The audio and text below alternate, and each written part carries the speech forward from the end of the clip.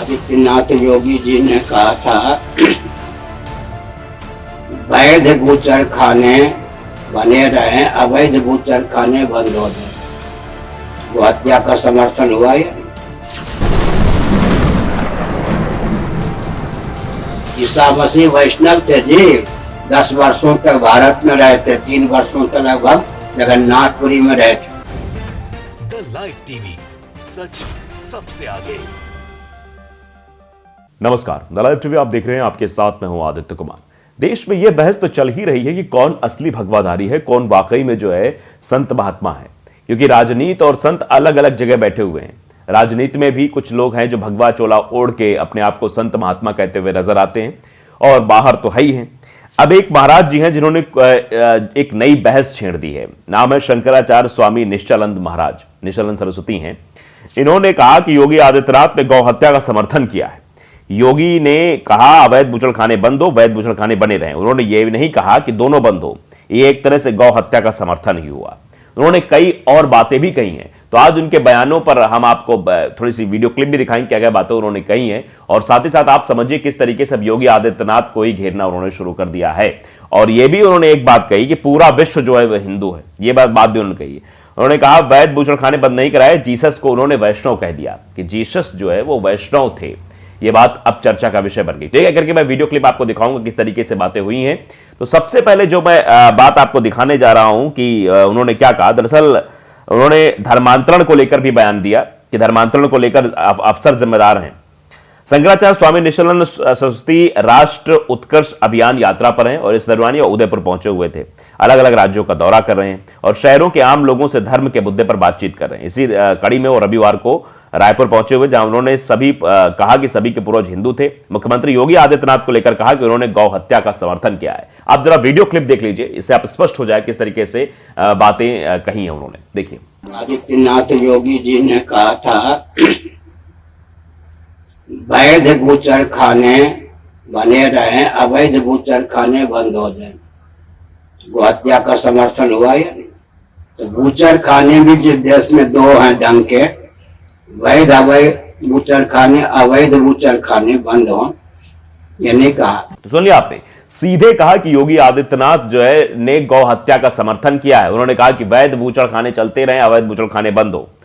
शंकराचार्य स्वामी निश्चलानंद सरस्वती ने उत्तर प्रदेश के मुख्यमंत्री योगी आदित्यनाथ को लेकर कहा कि उन्होंने गौ हत्या का समर्थन किया है। योगी आदित्यनाथ ने कहा था कि अवैध बूचड़खाने बंद हो और वैध बूचड़खाने बने रहें। उन्होंने ये नहीं कहा कि वैध और अवैध दोनों बंद हो। ऐसे में गौ हत्या का समर्थन तो उन्होंने ही कर दिया। शंकराचार्य ने कहा कि देश के लिए वही अच्छा नेता है जो हिंदुत्व का समर्थन करते हो, धर्मांतरण का पूरी तरह से विरोध करते हो, गौ हत्या का बिल्कुल समर्थन भी ना करते हो। ये बात उन्होंने कही, जो आपने सुना भी और मैंने बताया भी। अब उसके बाद उन्होंने धर्मांतरण के मामले बोलते हुए कहा कि प्रशासन जिम्मेदार है। धर्मांतरण के जो है जिम्मेदार नेता और जो है अफसर हैं। सुन लीजिए किस तरीके से उन्होंने कहा है, फिर उसके बाद आते हैं। सुनिए। लोगों को धर्मच्युत किया जाता है तो नैतिक अपराध है। उस अपराध का दंड इन सबको मिलना चाहिए जो शासन तंत्र में बैठे। तो सुना आपने, उन्होंने कहा कि देश के प्रधानमंत्री, राष्ट्रपति, राज्यपाल, मुख्यमंत्री, कलेक्टर, कमिश्नर जैसे लोगों की जानकारी में ही धर्मांतरण होता है। इसके लिए उन्हें जिम्मेदार माना जाना चाहिए। अगर भारत में हिंदुओं का धर्म से विमुख किया जाता है तो इसके लिए जिम्मेदार लोगों को सजा भी मिलनी चाहिए। यह भी बात निश्चलानंद सरस्वती ने कहा कि उन लोगों को सजा मिलनी चाहिए। यानी प्रशासन जिम्मेदार है, राष्ट्रपति जिम्मेदार है, सबको कह दिया। राष्ट्रपति, राज्यपाल, प्रधानमंत्री, मुख्यमंत्री, कलेक्टर, कमिश्नर सब इस बात के जिम्मेदार हैं कि धर्मांतरण क्यों हो रहा है। इसके बाद उन्होंने सवाल खड़ा किया ईसा मसीह को लेकर, मुसलमानों को लेकर, पैगंबर को लेकर। कहा ये सब वैष्णव थे, सब ये उसमें थे, मतलब एक ही धर्म था पूरे विश्व में, वो हिंदू सनातन धर्म था और कुछ नहीं था, सब वैष्णव थे। सुनिए जरा किस तरीके से बातें उन्होंने कही। के पूर्वज सनातनी वैदिक आर्य हिंदू थे। मोहम्मद साहब के पूर्वज कौन थे? ईसा मसीह जी के पूर्वज कौन थे? ये मुसलमान और क्रिश्चियन होकर जन्म लिए थे क्या इन्होंने? ईसा मसीह वैष्णव थे जी, 10 वर्षों तक भारत में रहे थे, 3 वर्षों तक लगभग जगन्नाथपुरी में रहे थे। तो सुन लिया आपने किस तरीके की बातें उन्होंने कही। तो उन्होंने कहा कि जब हिंदू राष्ट्र को लेकर सवाल पूछा गया, दैनिक भास्कर ने शंकराचार्य से पूछा कि हिंदू राष्ट्र में मुस्लिमों और ईसाइयों का स्थान होगा या नहीं, उनकी भूमिका क्या होगी, तो इसका जवाब जो है उन्होंने दिया था, जो आपने सुना। और कहा क्या, सभी के पूर्वज हिंदू थे। ईसा मसीह को लेकर शंकराचार्य ने कहा कि रोम में उनकी तिलक वाली प्रतिमा स्थापित है, जिसे ढककर रखा गया है। ईसा मसीह वैष्णव थे। ईसा मसीह को मानने वाले समस्त लोगों को वैष्णव बन जाना चाहिए। जब ईसा मसीह को सूली पर लटकाया गया तो वो इलाज के लिए जम्मू कश्मीर आए थे। जम्मू कश्मीर में ही उनकी समाधि है। ये भी बात निश्चलानंद सरस्वती ने कही। और साथ ही साथ कहा कि घर घर में रामचरितमानस का पाठ होना चाहिए। रामचरितमानस के श्लोक को लेकर राजनेताओं द्वारा दिए जाने वाले बयानों का शंकराचार्य ने पुरजोर तरीके से विरोध किया। उन्होंने कहा कि जो नेता रामचरितमानस पर बोल रहे हैं वो रामचरितमानस को नहीं जानते। स्कूलों में रामचरितमानस को पाठ्यक्रम में शामिल किए जाने के मसले पर शंकराचार्य ने कहा कि एक सरकार यदि ऐसा कर भी दे तो दूसरी सरकार नीतियों को बदल देती है। इससे अच्छा यह होगा कि घर घर रामचरितमानस जैसे धार्मिक आध्यात्मिक ज्ञान का पठन होना चाहिए, जिसकी जिम्मेदारी हर माँ बाप की है। हर माँ बाप की जिम्मेदारी की मानस उसके घर में होना चाहिए, ये भी बात कही। साथ ही साथ उन्होंने बागेश्वर धाम पर भी बोला कि चमत्कार भटकाए ना तो सही है। देश में इन दिनों बागेश्वर धाम के गुरु धीरेन्द्र कृष्ण शास्त्री जैसे लोग मन की बात बताने का दावा करने की वजह से लोगों के बीच प्रचलित हो रहे हैं। इस पर शंकराचार्य ने कहा कि कोई चमत्कार यदि लोगों को सनातन से जोड़ता है, उन्हें भटकाता नहीं है, बल्कि भगवान के साथ जोड़ने का काम करता है तो अच्छा है। ये तो मनोवैज्ञानिक पद्धति भी है जो लोगों में आस्था विकसित करती है। यदि यह भटकाने का काम करे तो इनसे सावधान रहने की जरूरत है। तो ये सब बातें स्वामी निश्चलानंद के द्वारा कही गई और इसको लेकर अब सवाल उठ रहे हैं कि आखिरकार योगी आदित्यनाथ के खिलाफ ही हो गए हैं क्या ये? अब मतलब ये लड़ाई जो है और यही चीजें अब आमने सामने आकर जो है विध्वंस पैदा कर देंगी। फिर आने वाले समय में योगी आदित्यनाथ के लिए भी मुश्किलें खड़ी हो जाएंगी। इससे पहले भी जितने भी लोग आए हैं वो बोल रहे हैं कि जो भगवाधारी अपने आप को कहते हैं वो भगवाधारी नहीं हो सकते हैं, क्योंकि राजनीति और संत सनातन का काम अलग अलग होता है। जो राजनीतिक भाषा बोलना शुरू कर देता है, राजनीति में धर्म लाने की कोशिश करता है, वो धार्मिक आदमी नहीं हो सकता है।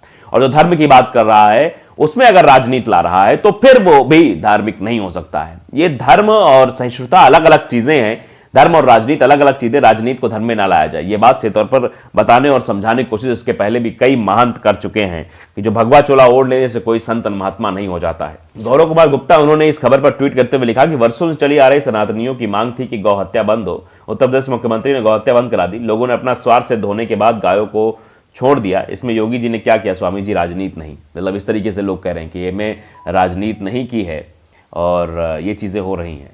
एमजेड ने कहा कि यूं कहा जाए ये लोग पहले जानकर ना होते हुए बिना लाइसेंस के बूचड़ खाने चलते थे, लेकिन ये सब मानस सत्ता में आ गए तो प्रोफेशनली अपने चहते लोगों को बूचड़ खाने को बंदरबाट कर दिया।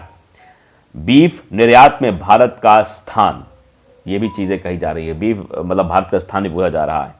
राजीव कृष्णोत हैं, वो लिखते हैं कि अब तो ये देखना है कि तथाकथित भक्त शंकराचार्य जी के साथ जाएंगे या योगी जी के संग। ये भी लिखा जा रहा है कि अब जो लोग हैं, जो अंधभक्तों की टोली है, जो भक्तों की टोली है, वो किसके साथ जाएगी? ये स्वामी निश्चलानंद के साथ जाएगी या योगी आदित्यनाथ के साथ जाएगी? ये भी लोग सवाल पूछना शुरू कर चुके हैं। तो आप अंदाजा लगाइए किस तरीके से योगी आदित्यनाथ अब सवालों के घेरे में है, क्योंकि उनकी टीम, कह सकते हैं आप, क्योंकि ये वही लोग थे जो हिंदू राष्ट्र बनाने की लगातार मांग करते रहे हैं। ये संत महात्मा और शंकराचार्य स्वामी जी जो ये हमेशा खुलकर बोलते रहे हैं, अपना व्यापक जो है बातें रखते रहे हैं। तो अब ये लग रहा है आने वाले समय में जिन बातों को लेकर वादे किए गए होंगे, अगर उनसे थोड़ी बहुत वादा भिन्नता होगी या वादा विवाद होगा तो ऐसी स्थितियां निकलकर सामने आएंगी जहां पर यह सवाल खड़ा हो जाएगा कि आखिरकार ये देश किस दिशा की ओर जा रहा है। देश में एक अलग बहस छिड़ जाएगी और योगी आदित्यनाथ पर सवाल खड़े करना यह दर्शाता है कि आने वाले समय में योगी आदित्यनाथ के लिए मुश्किलें कोई और नहीं, यही खड़े करने वाले हैं, यही लोग खड़ी करने वाले हैं। जिन लोगों के समर्थन की वजह से, जिन लोगों की बातों की वजह से, जिन लोगों के मतलब आशीर्वाद की वजह से कह सकते हैं कि ये मुख्यमंत्री बने योगी आदित्यनाथ जी।